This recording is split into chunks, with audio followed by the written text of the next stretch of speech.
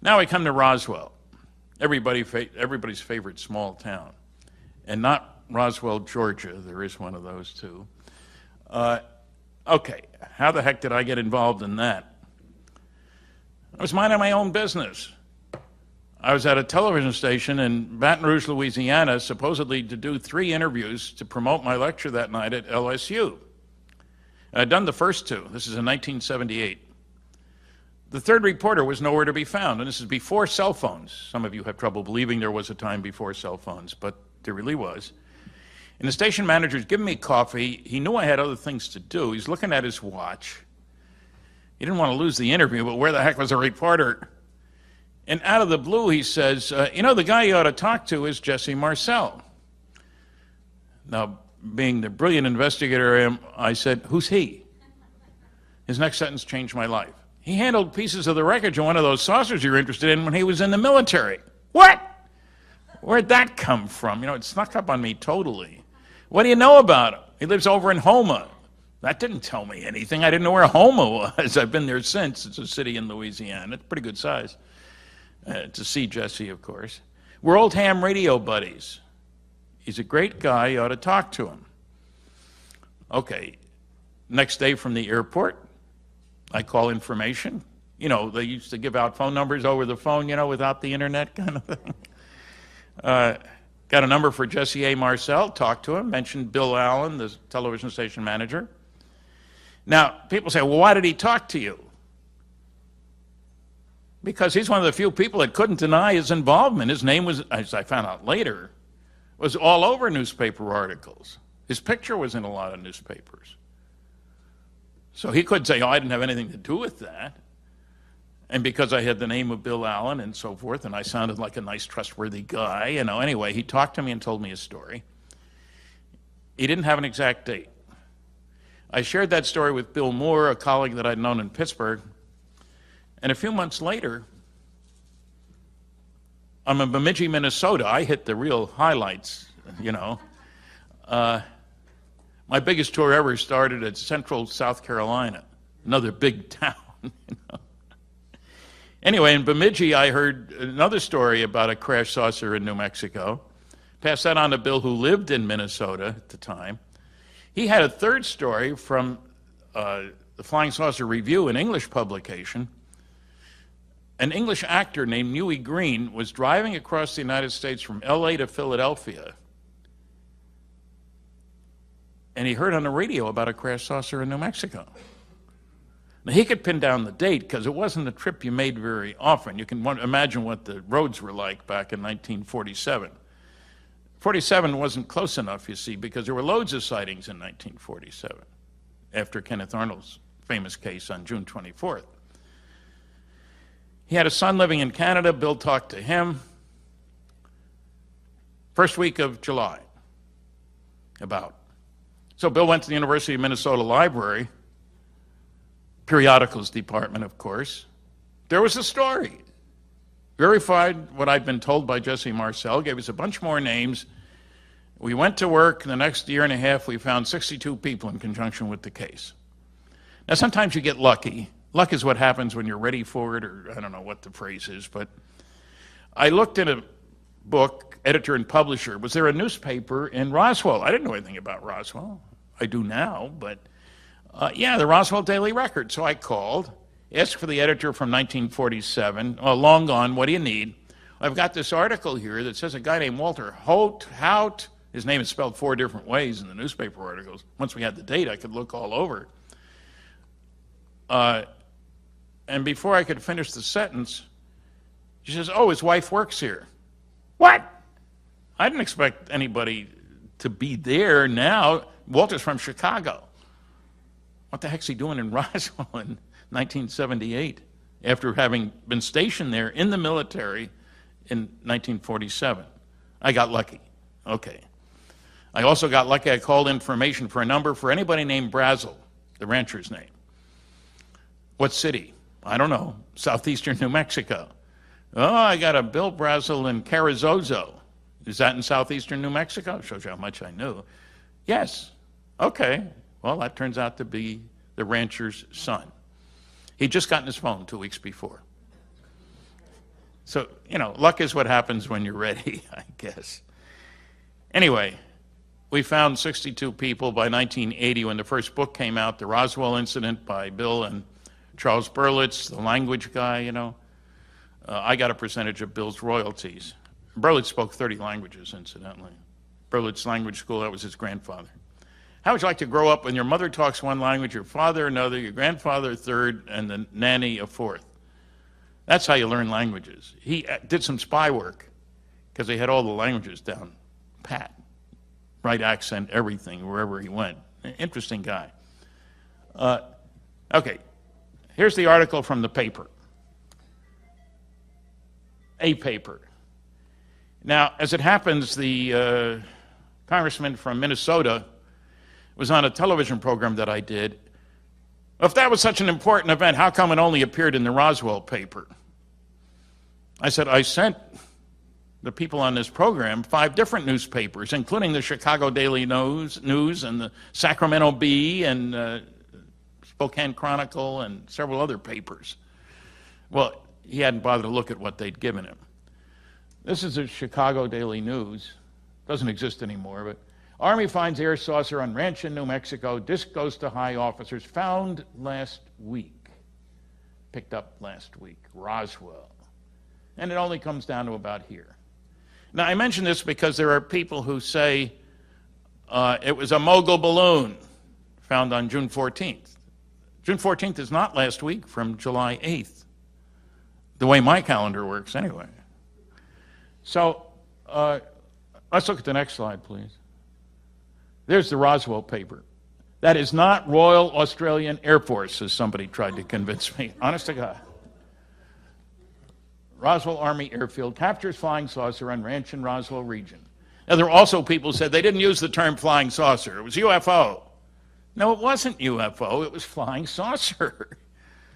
UFO is a modern term in the 50s, This whole article, there's more about flying saucers there, and big story.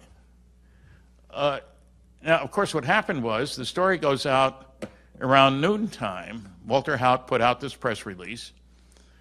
Too late, that's noontime New Mexico time, which is 2 hours later in New York. Didn't make any of the East Coast papers, but from Chicago West.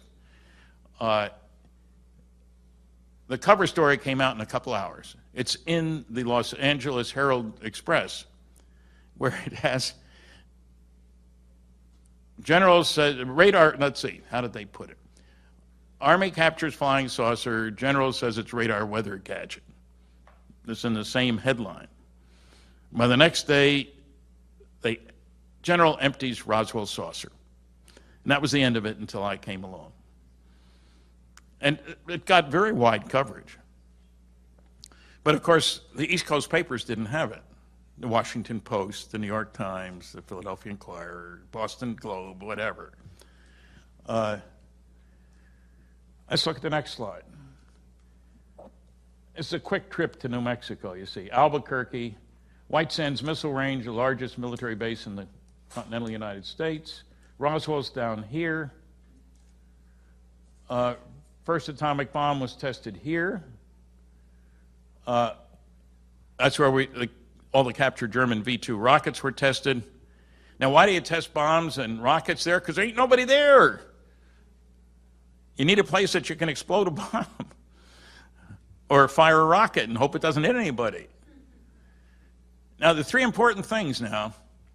Any aliens visiting Earth in July 1947 would have known that soon we Earthlings, would be going out. Soon meaning less than 100 years. Why? 3 things. Nuclear weapons, powerful rockets, used to kill people, not to deliver the mail, and very good radar, which is the beginning of the electronics age. Had our best radar because sometimes the rockets, instead of going up this way, went down this way. The Mexicans weren't very happy about that. Even without a bomb on board, you still don't like having rockets dropped in your lap. And the only place in the world in July 1947 where you could study all 3 of these was southeastern New Mexico, and there's Roswell. Bombs, rockets, interesting place. So you'd expect them to be checking things out there. Let's look at the next slide. There's Major Jesse Marcel. Is Jesse Jr. here tonight? Jesse? He'll be talking tomorrow morning. Dr. Jesse Marcel, the son of Major Marcel. Jess is a colonel. Got called back in the military at age 68, flew 225 combat hours in Iraq as a flight surgeon. Very special guy. I can say that he's not here. I'd say it if he was here, but I'd be a little more cautious, but pretty special guy. Now, how often do you get a person as qualified as somebody who's got a medical degree, who's a flight surgeon, who put in 225 combat hours piloting helicopters in Iraq, and who served on aircraft accident investigative teams when he was in the military? How much more qualified do you want somebody to be? He's got it. They substituted junk from a radar reflector weather balloon combination. Let's look at the next slide. That's Jesse Sr. There's Colonel Ramey. He was General Ramey, I'm sorry, and Colonel Dubose. Now, Ramey was head of the 8th Air Force, the 509th, which was the group that Jesse was the intelligence officer for. The most elite military group in the world. They dropped the 2 atomic bombs on Hiroshima and Nagasaki. They dropped 2 more in Operation Crossroads in 1946 in the Pacific. These weren't a bunch of guys sitting around with nothing better to do than twiddle their thumbs and make up crazy stories. They were our first line of defense. They had nuclear weapons. Nobody else did in the world. That makes them pretty special. And Walter Haut, the PR guy, had been a navigator bombardier. He was chosen to drop the instrument package over one of those 2 tests in 1946, and you pick your best people to do that, because if you don't get the instrument package right, what's the point of testing the bomb? He's dead now. Very special guy, very well thought of in the community, etc. And I asked. Now, General Ramey's holding a letter in his hand. Now, if this was done with a typical digital camera, you wouldn't be able to read it, but let's look at the next slide. There are better versions of this. You can get a DVD out there with this. It has words in it like victims of the wreck. Everybody knows weather balloons have victims of the wreck. Dr. David Rudiak in California did a very careful, detailed study of this memo. It does raise some serious questions about weather balloon. Let's look at the next slide. There's Thomas Jefferson Dubose. He was in that picture with General Ramey. I managed to find him, visited him. He took Don Schmidt and I to the best restaurant in town on my second visit to see him. Great old guy. He told us, and told me the first time I met with him, I was 3 feet away from him. He took a call from General Ramey's boss, from General McMullen, giving him 3 orders. I want you to get the press off our backs. I don't care how you do it. Send some of that wreckage up here today to Washington, right here, with one of your Colonel Couriers. This is from Fort Worth, Texas, mind you, which is right on the way from Roswell to Washington when you look at the map. And I don't want you ever to talk about it again, not even with your boss, Roger Ramey. That's an order. Do I need to put it in writing? No, sir. Tommy told me that, standing this close. They knew each other. Crusty old guy, he said, General McMullen. And McMullen says, that's an order. Do I need to put it in writing? No, sir. Now, some people look at me, what do you mean, no, sir? Why wouldn't he protest about lying? Here's a general talking to a colonel 2 years after the end of the war, giving him an order. They're both West Pointers. He's going to disobey an order? That's crazy. He did what he was told. He didn't keep the end of the not telling anybody, but this is umpteen years later, as you can imagine, and everybody else is dead. But you got to dig these guys out. It takes a lot of hard work. Let's look at the next slide. Oh, there's the next day. Harassed rancher who located saucer, sorry he told about it. If I ever see one again, I'll never report it.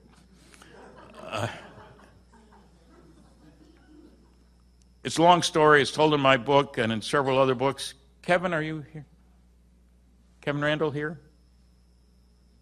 Well, some of his books are outside, and he's got some books about Roswell. I've got my book, Crash at Corona, about it, so you can find out more. Let's look at the next slide. Oh, the Air Force got in the act. Now, I'm not anti-Air Force. I just don't like them lying, and they've done it a lot. In 1994, Congressman Stephen Schiff from New Mexico was raising a fuss. So the Air Force went on the defensive. Colonel Weaver, whose specialty was disinformation, isn't that amazing? Put out this, well, this is the second volume. The first one was the Roswell Report, Truth versus Fiction in the New Mexico Desert. He supplied the fiction. Even lied about me, and I don't like being lied about, and had the years wrong and other things. And he said in that first report, 1994, this is all we're going to say about Roswell. Then they put out this report 3 years later. Lied again. This has my favorite explanation for Roswell. Crash test dummies. The Air Force was dropping crash test dummies all over the state. We did our homework, and they used the same map 3 times in this report. And that's what it was. Now, let's look at the next slide. Yeah. The dummy's the one in the middle. Sierra Sam. I talked to this man umpteen years later, who was a retired colonel by that time, Colonel Madsen. This is in the Air Force report. I met with him in Albuquerque. He stressed 2 important things. That the dummies for the test to be meaningful had to be the same size and weight as pilots. They were 6 feet tall and 175 pounds. They were also in a flight suit, because when you kick a body out of a ejection seat at 40,000 feet, it affects the temperature, the drag, how quickly it falls, and all the rest of the things. Now, can you imagine anybody in New Mexico or any place else stumbling across one of these guys? Oh my God, an alien invasion! Somehow being dropped shrinks them from 6 feet tall to 4 feet tall. They got away with it. It made front page on the New York Times, above the fold. Pretty darn stupid. Oh, another problem with the explanation. None were dropped until 1953. So we got crash test dummies time traveled and morphing into aliens. That's pretty neat. Stupid, but neat. The funny thing is, why didn't the Air Force talk to him? They show his picture from umpteen years before, but they didn't talk to him. I talked to him. I don't know if anybody else has, but he wasn't hard to find. And I go to New Mexico fairly often to go to Roswell, of course.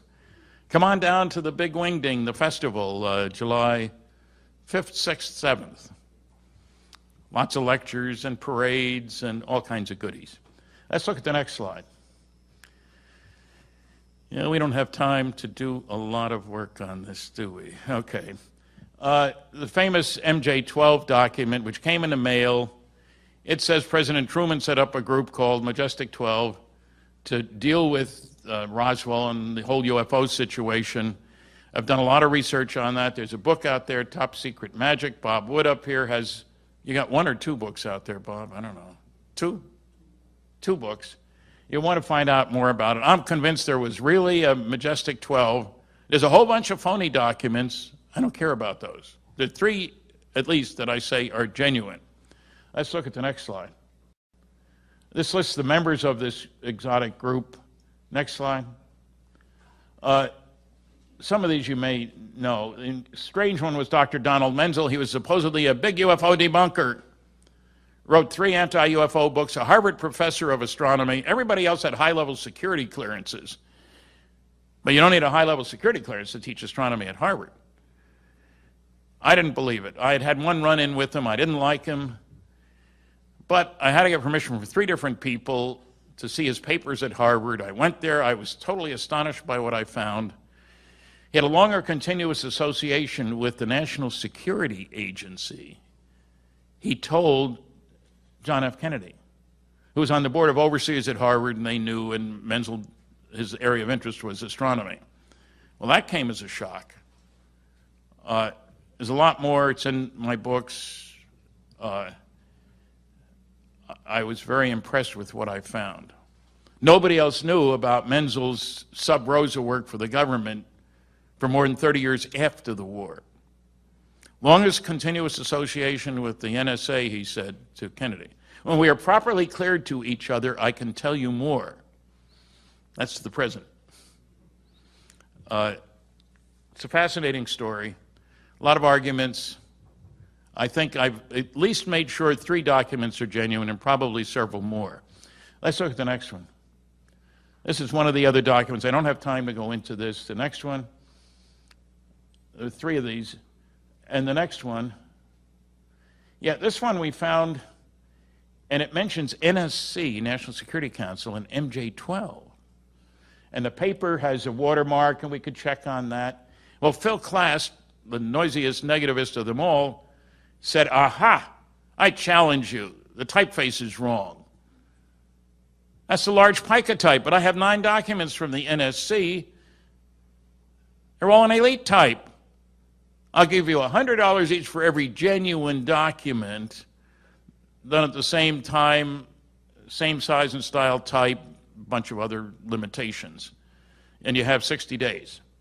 Well, I was going to the Eisenhower Library anyway. He's never been there. He got his documents by mail. I went there, I dug out 14 documents done in the same large pica type, made copies, sent him copies, and an invoice for $1,000 because he said a limit of 10. And he paid me.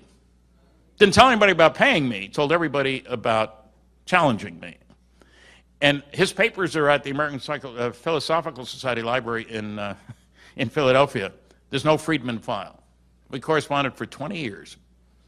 Nothing there. Next one, please. There's his check. And he got madder than hell at me when I published a copy of his check in something I wrote. I told him, Phil, you sent me a check. I Xeroxed it. I took the check to the bank. They cashed it. I can do whatever I darn please with the Xerox. He shut up. Never told anybody that he paid me, of course. Next slide, please. There's my book, Top Secret Magic, about Majestic 12, the big challenging. This is the 2nd edition. Next slide. There's Jesse Marcel Jr.'s book, and I've signed because I wrote the foreword, and if you can catch him at this conference, he's going to be on the program tomorrow. One of those panel things. Get him to sign it. I have a few copies. He didn't bring any. Next slide. There's my book, Crash at Corona, which is the nearest town of any kind to where the crash occurred. They love me in Corona. They had a marquee on an old theater there. Forget about Roswell, it all happened here. Next slide. We interviewed 27 witnesses, all of whom are dead now. But if you want to hear the original witnesses, there are DVDs out there. Now we come to Roswell, everybody's favorite small town. And not Roswell, Georgia. There is one of those too. Okay, how the heck did I get involved in that? I was minding my own business. I was at a television station in Baton Rouge, Louisiana, supposedly to do 3 interviews to promote my lecture that night at LSU. I'd done the first 2. This is in 1978. The 3rd reporter was nowhere to be found, and this is before cell phones. Some of you have trouble believing there was a time before cell phones, but there really was. And the station manager's giving me coffee. He knew I had other things to do. He's looking at his watch. He didn't want to lose the interview, but where the heck was a reporter? And out of the blue, he says, you know, the guy you ought to talk to is Jesse Marcel. Now, being the brilliant investigator I am, I said, who's he? His next sentence changed my life. He handled pieces of the wreckage of one of those saucers you're interested in when he was in the military. What? Where'd that come from? You know, it snuck up on me totally. What do you know about him? He lives over in Houma. That didn't tell me anything. I didn't know where Houma was. I've been there since. It's a city in Louisiana. It's pretty good size. To see Jesse, of course. We're old ham radio buddies. He's a great guy. You ought to talk to him. His picture was in a lot of newspapers. So he could say, oh, I didn't have anything to do with that. And because I had the name of Bill Allen and so forth, and I sounded like a nice, trustworthy guy, you know, anyway, he talked to me and told me his story. He didn't have an exact date. I shared that story with Bill Moore, a colleague that I'd known in Pittsburgh, and a few months later, I'm in Bemidji, Minnesota. I hit the real highlight. Okay, next day from the airport, I call information. You know, they used to give out phone numbers over the phone, you know, without the internet kind of thing. Got a number for Jesse A. Marcel, talked to him, mentioned Bill Allen, the television station manager. Now, people say, well, why did he talk to you? Because he's one of the few people that couldn't deny his involvement. His name was, as I found out later, was all over newspaper articles.